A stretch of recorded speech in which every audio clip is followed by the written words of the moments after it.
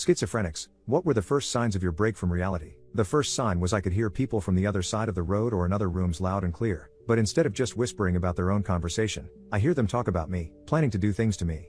Any sounds at not a loud enough volume for me to hear clearly turns into an unaliving plot. The second sign was feeling bugs crawling on me at all times. Of course, when I look, there are no bugs there and the feelings go away, but this often keeps me up at night. I was convinced there were thousands of insects at all times on my skin.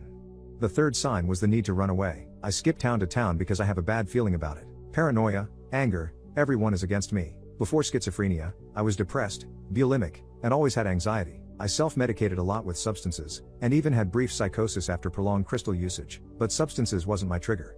In my 20s, I got married and then divorced, and the stress of it was what brings my adult onset to life. I have stopped using it at that point. Schizophrenia is completely different from a substance-induced psychosis, and I know different people have different triggers, but if you think you might have some symptoms of schizophrenia, I suggest you stay far away from stress as much as possible, because that's what happened to me.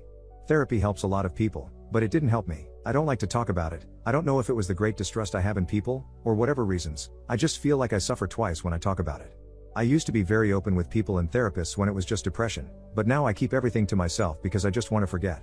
I am terrified of substances now because of what might happen, so I have not used any since my diagnosis, but I drink heavily, and it helps me in a strange way, making me get through the day. I saw a question asking if I can tell what is real and what is not, and the answer is no.